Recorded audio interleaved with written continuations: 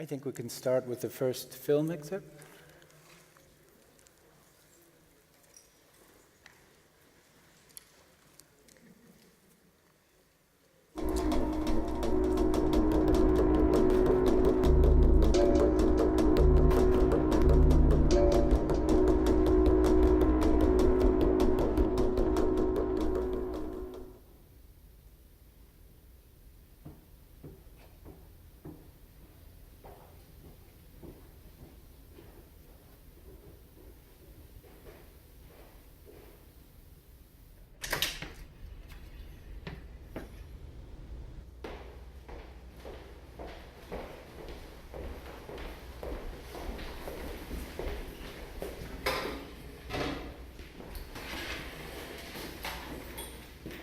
So, we're continuing to look at entrainment this week.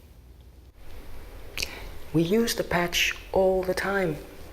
In fact, we're so familiar with it, we probably think we don't need to study it. Lena! No blips during class.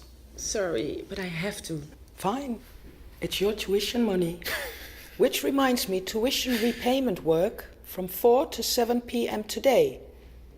We're working on a new project for Gelatin Unlimited. I brought in something to show you. Sorry, Gibson. I just got a message from my job. I have 10 minutes to respond. Do you mind?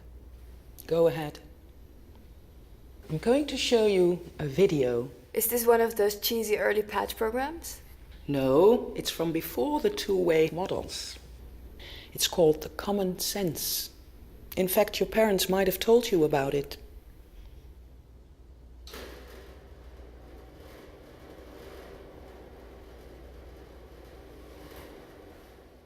All through human history, we have wanted to connect. In the beginning, there was the patch one way. The one way is about experiencing someone else's emotions in real time. When someone else's feelings change how you feel, it can change your world. With the two-way, we've found a way to take it to a whole new level. Your brainwaves will send at the same time as you receive.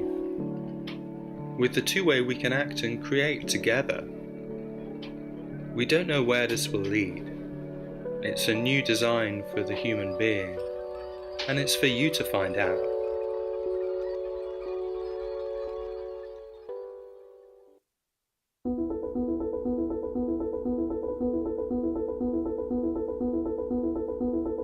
I have been waiting for this day for 3 years. I would like to present to you the two-way. The first two-way entrainment device where users send their experience and receive at the same time.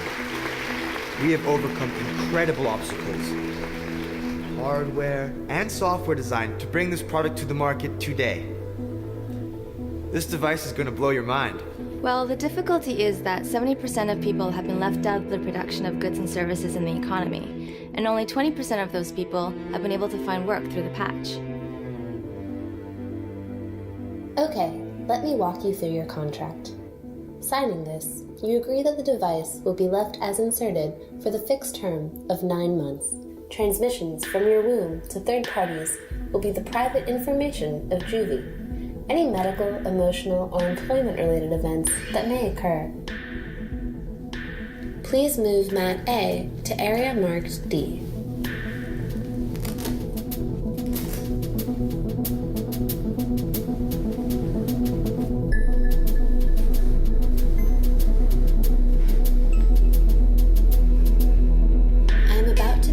Insertion. You will feel a slight pinch.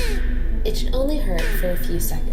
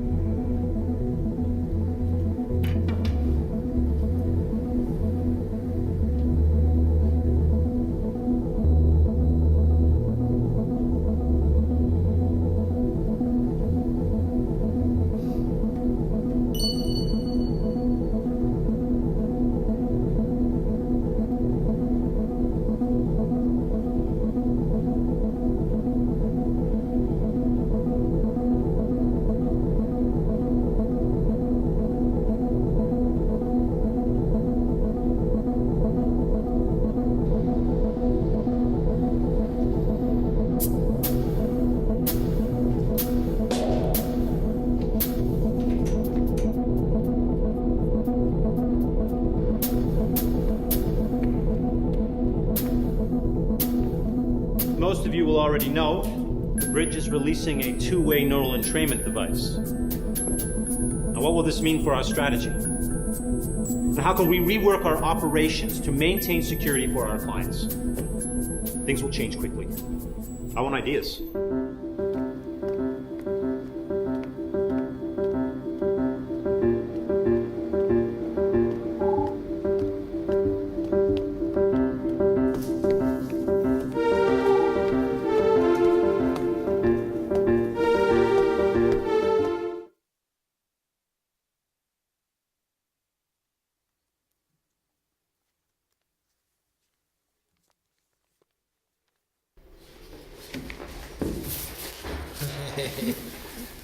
What are you excited about?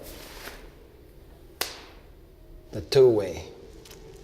Jules says they're going to use it to monitor our customer service. What? I know. You're kidding. No, I'm serious. It's totally ridiculous. It's incredible, man. I was so excited too for it, but...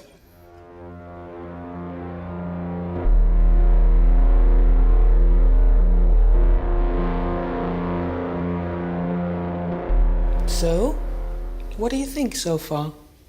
They're using visual techniques to represent using the patch, which is completely wrong. I know. For us, it's completely ridiculous today. Well, it's quaint. But back then, they were very visual. I mean, think about what a shock it would have been for all of human history. Sensations inside people were experienced by that person alone. And then when they were shared, it would be verbally or with images. That's how it was. So why is Liz so happy when the patch arrives? She needs a new patch. A lot of people believed it could bring about a collective political movement. What? From sharing feelings? Well, of course, the patch did make life a lot more collective, but just not in the way they expected. The belief that being connected would mean that people would join together to fight for a better collective situation was false. What about cluster relationships? Well, of course, relationships did change. There are a lot more group relationships and group identities. May I be excused? I have an 11 o'clock. Go ahead. But we want you here on the remote, Lena. And don't forget repayment work. Okay. Max, your thoughts? I say more sharing is always good. What are we so worried about? We all know it's the age of the post-individual. Our employees might not always like it, but it's good for the economy. We just need to tailor our transmissions to the specific needs of the clients. True, my man. Good point. Good point. Any other thoughts? Ladies? This will definitely open excellent employee monitoring opportunities. The raw experience data we'll receive will help us build actionable interaction models between employees and between workers and managers. If we move fast enough, we can patent and license them. Okay. Lance. Melanie, this science fiction drama of yours is all about the future, but it starts with a kind of plunge into the past. Mm-hmm. There's students who are receiving lessons in entrainment, which is somehow learning how to manage and be managed by an affective technology that allows them to both send and receive emotions to each other. And then they're shown a film. And in the film, we see the past of this technology and a moment where we see that moment when it switched from being one-way to two-way. And there's something curious about the way it begins, because then throughout the film, at least for me, throughout the work, I feel a little uncertain about whether I'm in the future past. I feel all the more uncertain because this switch from one to two-way technologies kind of parallels the big shift in media history from broadcast media to network media. And yet it's clearly not about that. It's clearly about something it's a world that's very, very specific and rich in its own right. And I think it would be great if you tell us a little bit more about this world, how it's constructed, and some of the implications that the patch has when it becomes fully what it seems to have been destined to be, that is to say, a two-way device, which does quite the opposite of most devices which releases a new form of feeling. Yeah, well, so like you say, it's technology that it kind of allows access of one person to another person's embodied experiences. Their physical sort of sensations, but also their affective sort of registers as well.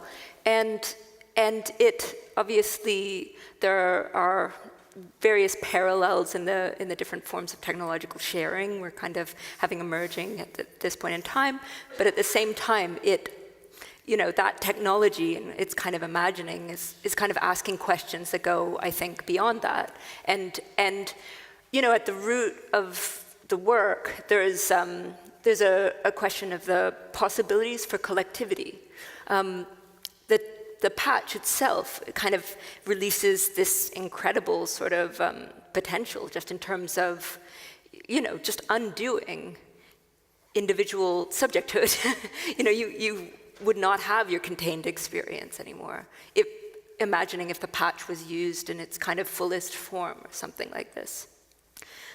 You would have much fewer distinctions, perhaps, or new distinctions. But what I found really interesting, like this kind of science fiction evolved over time with me as I was working on it. I kind of first thought of its kind of potentials of this technology, and then also part of the exercise was to start to insert the patch into reality, into the world we have now, and into a world of kind of economic imperatives, I suppose, is one of the strongest felt things about the common sense. It's like the intersection of this technology that opens up, like I say, this incredible potential, but also how it's used. How it's used for different sort of purposes and interests and these sorts of things, and practically speaking, what it becomes.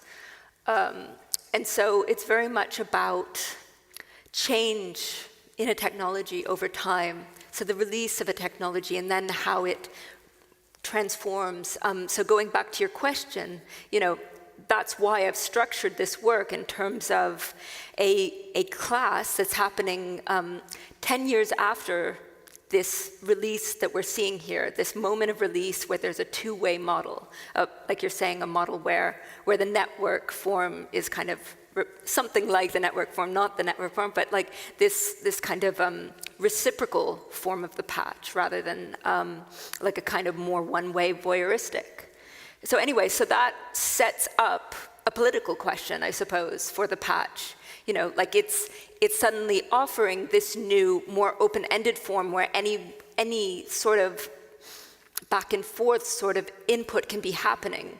So, potential, and then at the same time, how does it then get used? Why are certain avenues closed off? And that's the open question in the kind of first parts of the work. It's fascinating that with such a seemingly revolutionary potential, and which really, evokes the promises of a community fully present to itself as a unified multiplicity. This is really a grand utopia that you are going to focus really on the immense new realms of kind of social hierarchy and above all exploitation that are opened up by that.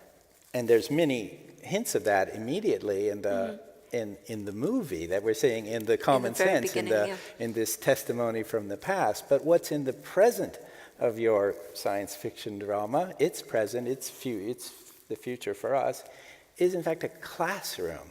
And this I find really subtle in your in this phase of your work, that you come into a very common form of social relation, a training about entrainment. And in this training session, or in this class, which is like a university class, how to succeed in the economy, is full of all these, well, the people are using the patch while they're being trained about the patch, and at the same time, it's not just a training, it's not just an indoctrination, there's some free play in there as well. So that's another aspect of the way that you've constructed this whole thing. Yeah, I see the classroom as kind of being, I suppose, for the purposes of the story, a kind of element of unpacking what this technology is, but at the same time, I also imagine it as a very kind of useful sort of point of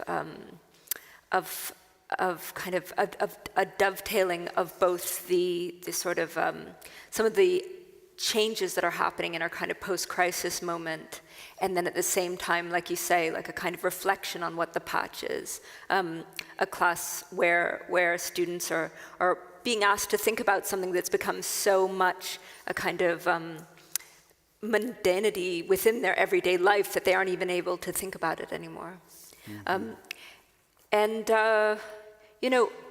For me, participating in the evening events and then watching this opening again, I was just thinking a lot about what is actually being delivered with the patch, what's its kind of truth, what's its verifiability, and it goes back to the last speakers and their discussion. It just insofar as, yes, on the one hand, there's this amazing potential with the patch, but also it rests on the biophysical.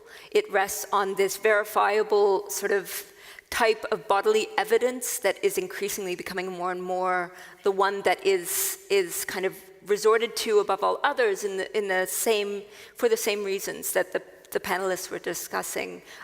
That, actually, in a kind of uncanny way, I was thinking about the discussion of language that was being had in the previous discussion, and how it's kind of, in relation to the lie detector, in relationship to the different technologies that have been discussed, that language comes into question, but like the body's evidence, its heartbeats, its chemical changes or whatever, those become the proof. And in a similar sort of way, though obviously the patch is not about proof specifically, or not, the work doesn't discuss that, it's very interesting that almost, and I've been asked this a lot, like what happens to language in the world where everyone's using a patch all the time? And that's a very good question.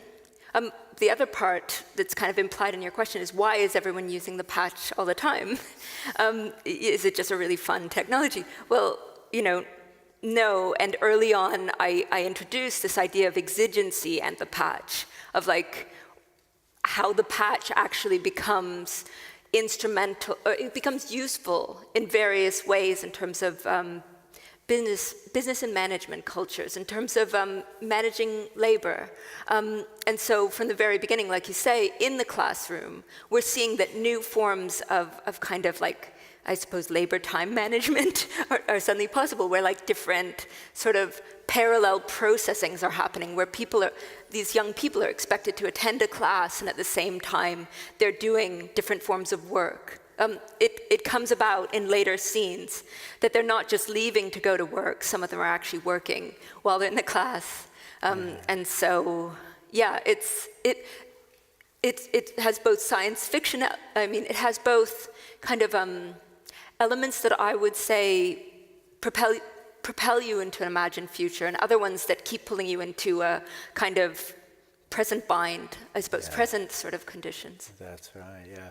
It strikes me that if there's a question of truth in the work, it's about the truth of a kind of immediate performativity, and that comes out in a really shocking way that must have everyone wondering what's this part about. the transmission of the pure vitality, the pure tranquility, the sort of emergence of life of a baby in the womb becomes apparently, although we're not quite sure what this means, a resource for someone whose job it is to exercise a psychic and economic violence on others, because the manager woman who must manage more unless she'll be fired is somehow receiving this transmission from the baby. Yeah. And that might be worth explaining even. It's one of the subplots within the story. There is, on the one hand, a woman who we see at the very beginning who goes into this mini operation sort of situation, unmanned by any people, all automated, in which she is actually having a patch kind of like put into her womb so that there'd be transmissions from her womb.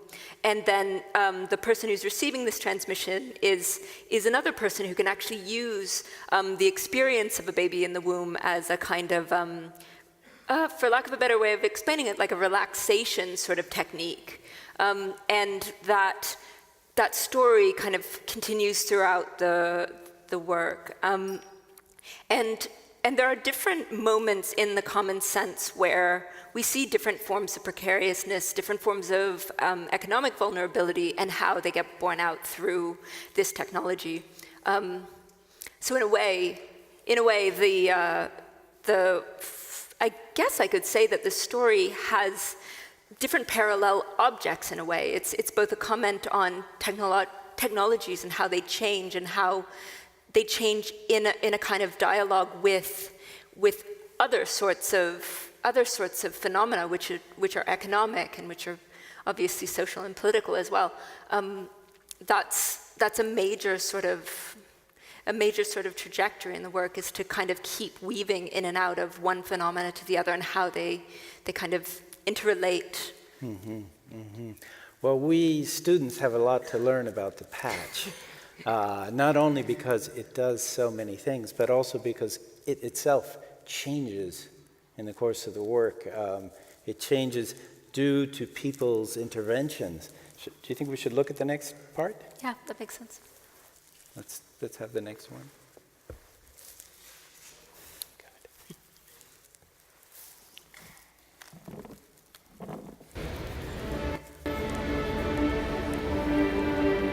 I figured out what you're trying to do. You want to make an exchange instrument from the patch. Excellent detective work. Nothing ever mobilized desire for people better than money. It's all desires and wants focused onto one instrument. And I realized the patch plus money is the ultimate tie-in. The activation of a need immediately activates the currency. Cut out the middleman of money. Exactly. But it would still correlate with the work they do and the market. But you ask the people to adapt to them that much more closely. But what I still don't understand is, why pick me for this job? I want you to unlock the ways that patch behaviors can cause maximal neuroplastic change. We are in the business of tailoring people to fit the client's needs, after all. You want to make an exchange instrument that turns people into more lucrative subjects? Exchange is connection with others. Adapting to others is receptivity. Oh, no. I see what you're thinking. You're thinking, oh no, not with my pure discovery. Well, honestly, wake up. Getting to wanting and needing at a deeper level, that's the key. We could make a fortune. We? And you will come with me. I don't think so. Really? You won't?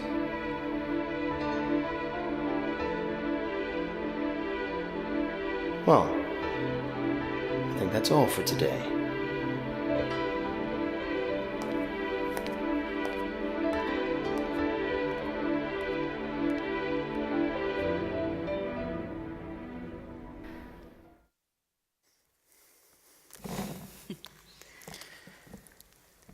So, we're here talking about the technosphere during this week.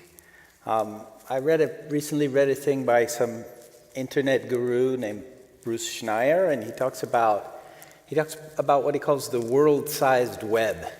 He says that the so-called Internet of Things is a vast assemblage of sensors and of actuators, or in other words, there's sort of a million devices to capture information and a million machines that can act on that information. He thinks we're headed towards a world-sized robot. But I actually think your portrayal is much more convincing than that, because you show us a world which is mediated by machines, but the mediation of the machines does not create a gigantic robot. It creates an incredibly supple affective mesh where everyone is regulating everyone else, but according to parameters that some of which are strategic. And here we see this extraordinary sort of Faustian moment where the entrepreneur wants to create parameters that will reach so deeply inside of us that we will become entirely the economy. We will become a much more, or rather our emotions will become the driving force of an economy so close to us that we are the money, almost. We no longer need the medium of exchange. Ourselves, our relations are the exchange, if I've understood. So I mean, this can tell us something about the reality of the technosphere, as well as it can tell us something about the sort of potential of your imagination in this piece. Yeah. Well, I mean, it's strange that actually there have been similar sorts of things. This kind of this coming together of, or this kind of almost like loosening of money from its physical bonds within the kind of world of Silicon Valley for the last while, for a long while, but also they're continuing apace. Yes, I mean, you brought up a really important point, which is that for me, when I made the common sense, when I started on this project, it was with the aim of trying to discuss topics I had discussed before, which is, I suppose, the economy within capitalism and I suppose, being able to talk about structural and systemic sort of conditions of that. But in the past, when I've made fictions that deal with it, like a work I've made called Popular Unrest, they actually try to kind of give body to capitalism, this kind of this thing that can't really be represented very easily or at all. And so when I tried to do that earlier, but with the common sense, I actually wanted to, like you say, talk about how economy actually really works, not capitalism as an object, because it's not an object in any way, and it can't be represented. Like as a network that's very much within our behaviors, within our kind of, obviously in all the ways that people discuss, within our desires, within but like also importantly, kind of intercommunication, interrelation, having so much to do with it, and very much in our kind of interdependencies. And that's actually quite a hard thing to get to grips with and to represent. So that's why I've ended up making a story that's very, multiple in its kind of like story trajectories. The scene we just watched was actually the last scene in one of two bifurcating storylines. After a certain point in the story actually splits into two. The whole story, which is an hour and a half long, of the common sense. And if anything, it's going for non-linear sorts of storylines because it's trying to take on this kind of this discontinuous and networked and sort of like, very much sort of like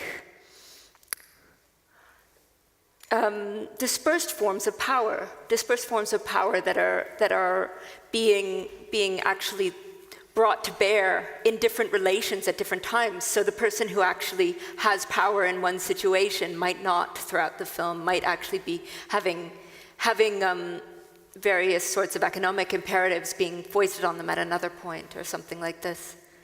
Yeah, I think that's really interesting because there's so many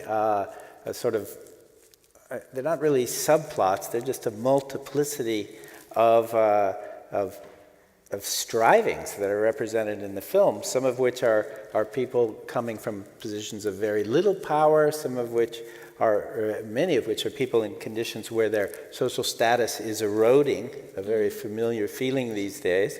And then there are also other ones where we see what can really only be called managerial power. This is something quite interesting because in that conception of capital as a kind of structural force, particularly when one focuses on money capital, on the mathematization of monetary flows and stuff, exactly what disappears is that very, very human relation, which is a devious one, and which is one where the will of some person is expressed either directly or through the creation of a construct, of some sort of intervention that may even be a hidden one, so as to extract something from another. And that's a massive reality of our societies. It's called, by a very simple word, management. So management has a big role in this work, actually. Yeah, it does. It does. But at the same time, there are kind of more managerial characters. There are other characters that are kind of doing moments of management, but mixed with other moments of almost like trying to look out for someone. There are various ways in which the kind of management form has been internalized, right, and also kind of like is running parallel to some other relationship that's between the two people, and like. Again, these are things that we already live with all the time, and it was really trying to give them a form in a story that could actually be reflected on.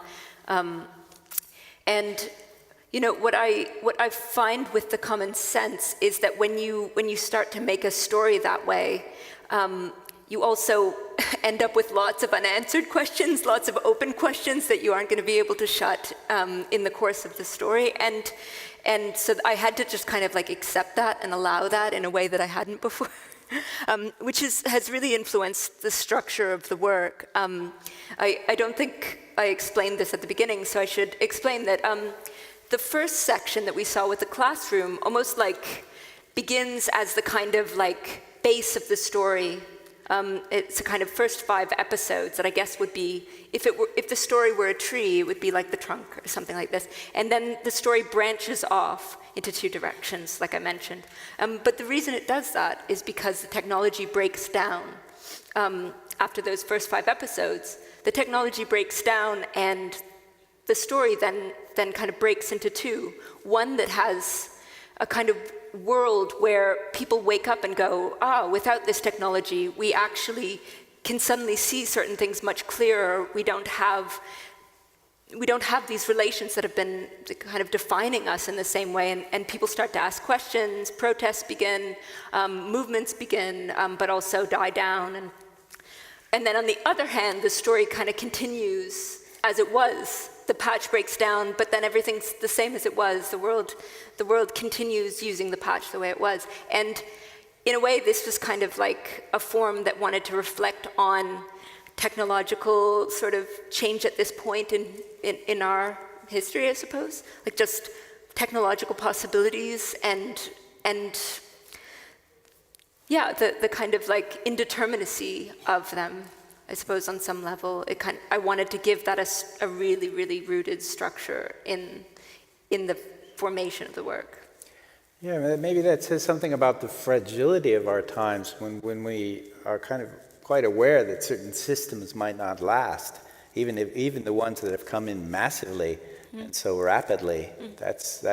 There is definitely in the affective range of this piece, there's definitely a presence of anxiety that corresponds also a lot to the things we're talking about here, the Anthropocene, the reality of, the dawning reality of climate change, of the unintended consequences of a couple of centuries of industrial capitalism. And that's very much felt in a kind of, there's a kind of quivering of uncertainty about one's personal future in the very short term that comes up continually in the film, and then it's overshadowed, it accumulates, it gathers together into a kind of larger question about where we're going socially. Yes, yeah, I mean, just, it seems, it's a world that gets defined by certain things that are recognizable from the present, just in terms of a lot of the types of work that we're seeing in the work, in the common sense. A lot of the different types of labor are actually made sort of vulnerable and are defended through actual social processes of like trying to, I suppose, maintain your connections, maintain certain relationships. And that was a decision I made to only talk about that particular sort of realm of sort of precariousness that actually at the moment is kind of besetting the middle classes in the developed world often enough, not always, but you know, like, so in a way it's very much a kind of like, it's a story that's very much defined by certain relations between individuals, which kind of like, it kind of focuses on one set of realities. And there are, you know, to me, the kind of questions that you bring up about the Anthropocene are, in a way, are just like, they have a totally other sort of reality, like this, not the inward looking at other people to try to secure your scant sort of, you know, abilities to sustain yourself. That's the kind of attention that will eventually have to be able to open up somehow. But it's, you know, it's an open question of like, what are the conflicts that are going to arise between, like, on the one hand, like trying to defend your survival within capitalism, and then this other much huger question about trying to defend another sort of planetary type of survival, or whatever you'd describe that as. Well, to look more closely at the kind of anxiety that you're talking about in the film, we should probably look at the third piece now. And yes. And so let's. Yeah. I should just say, like the earlier part, this is like two different clips from within the later section of the video. Okay. Thanks.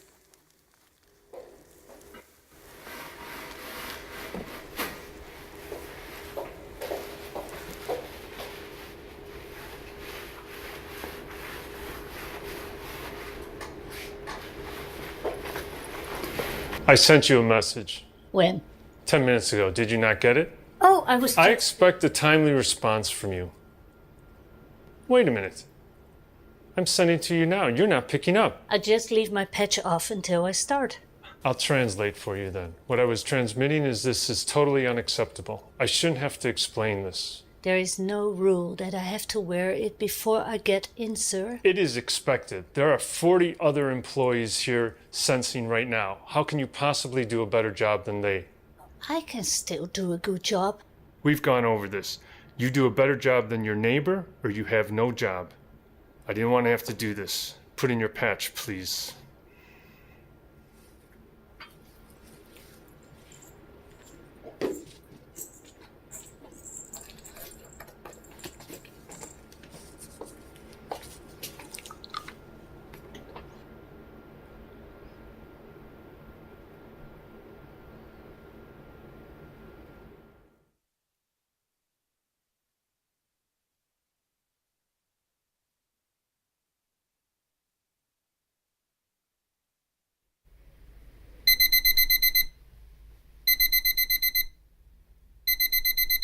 What's that noise? What's that noise? Sorry, it's my alarm. Can't you keep it on internal? They wake up to a murky, dark morning. everything is rainy and aged. They wake aware of a new care, a new idea that hadn't been with them before. In the cracks of their psyche, in the places where they had previously dreamt and lain. Romy wakes up annoyed. She washes her face in the sink and brushes her teeth. She arrives at her work. Nearby, she hears a disturbance. The patch has turned back on. Romy runs to the kitchen to put in her patch, worried she will be caught without it. She has a sudden pain in her shoulder.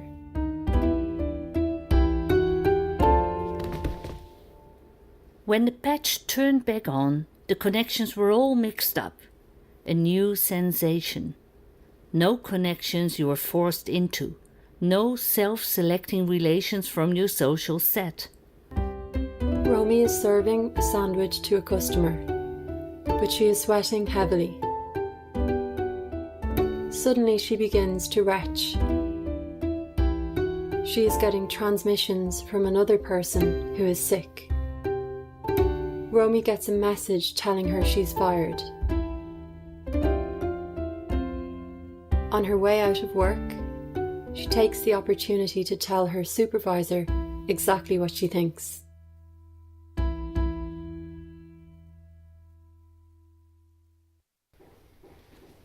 Due to patch-related revenue loss, all studies have been finance adjusted in accordance with default max capital reliance codes. For more information, see our easy-to-read FAQs. Non-payment of forward tuition costs will result in immediate profile penalties. New knowledge. Invest in yourself. The university is recalling all of its university loans. Everywhere, students panic. We signed an agreement. Please refer to your user agreement to see that we revoke work-to-learn loans when it is no longer feasible within our profit scaling. Swift Actuators' profit ratios may impact your learning securities at any time.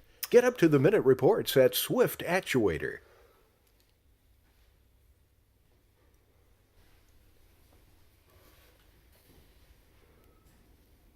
I'd like to speak to the manager.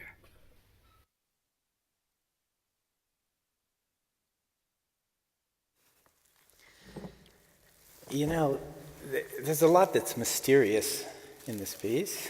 There's a lot of exploratory, gestures in it, but it also creates at times the uncanny feeling that you're speaking the truth about society today. And this is, you're speaking it outright, we were both, I think, quite surprised to hear that the South African students apparently are in exactly the situation that's portrayed here in the science fiction film, You convey this world in which the power is not an abstract thing, but which is an intimate presence that bears upon the person. But at the same time, another part of the truth that you speak is that in the course of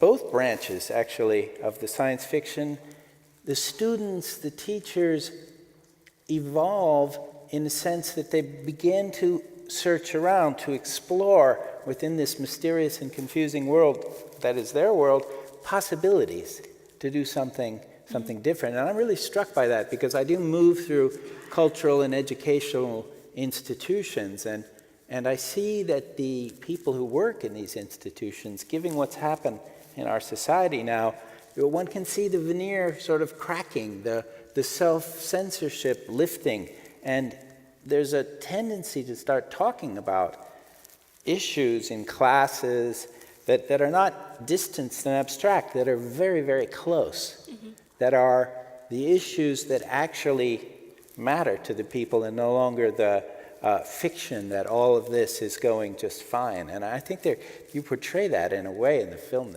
that's really very, very convincing. Oh, thank you. Yeah, this kind of cracking and this change that happens at first underground and then later in the story becomes kind of, I suppose, protests and social movements, and it's the kind of almost the materials I use are both actual kind of footage from protests that were happening during protests like Occupy Wall Street and things like that, and then also things that I shot myself with actors. And so it was generally a kind of comment on a change that was happening post-crisis from around 2011 onwards. I started this work around 2011, I should say. And, there's a lot, I suppose there are a lot of parallel things that this story is trying to do at the same time. I suppose it's trying to discuss this moment of our neoliberal form of capitalism, the economy we live in, and its kind of potential sort of dead ends and problems that people keep getting kind of mired in. Those things, and then at the same time, it tries to actually kind of like almost deal with kind of problems of collectivity that are perhaps more philosophical or just like more sort of like, just contemplative in their problems. And so watching the opening section that I showed where the boss has said, why are you not using your patch yet? You have to have it on before you get to work. And then there's this moment towards the end of that scene where we just see this kind of punishment doled out that's really just like the boss's sort of feedback. That to me has always been both very important and also kind of on some level like ludicrous in its kind of like sudden confrontation of what the patch is and what has been being kind of like proposed within it, like that there's something about subjective interrelations that entail the affective and these things that could actually be so bad that they would be a punishment. Like that on some level seems kind of like kind of funny in a way, or like maybe it wouldn't have to be so bad. But it's really interesting because of the historical story, because of the kind of vulnerability that this character would be feeling at that moment in her job, like that there is a moment when your dependence on a particular boss or a particular sort of set of circumstances will actually define whether you're going to be able to pay the next bill, able to, get food at home, and these sorts of things. Which, like, increasingly, it's felt differently in different countries, different societies. But like a lot of higher income countries, or historically in the last century, higher income countries have like really gone through very quick transitions in terms of the amount of unemployment, the amount of underemployment, the amount of just poverty of various kinds. And so that's a definite context for everything that happens within the story. Yeah, there's a point at the very start we heard when someone says the problem is that the patch didn't new jobs using the patch didn't replace all the jobs that were cut out by it, and the jobs are apparently cut out because you can manage so well with the patch by just using the emotional power either to reward or to punish. You can apparently manage people really well, right? Well, this speaks so closely to the present. I was just at an art school in a very well-off place. As I was telling you. I've got my head full of Melanie's science fiction drama. I go to this art school. It turns out it's being explained to me as I go up the stairs that this school is entirely, every wall has a window of it. Many walls are made of glass. All the rooms are flexible and open to every use. You have to program. You have to request the room each time. The students have to look up on their phones to find out where their actual class is. The students, it turns out, have just 80% have just signed a letter completely disavowing the administration, which which they can't bear anymore. The professors are trying to find ways to join in this. Meanwhile, there's what's happening is really, it's what's happening is every day, and what's happening also has the same quality of fiction that's in your film. One doesn't know whether to take this seriously or, wait a minute, I'm in Switzerland, So there's something. Yeah. Yeah.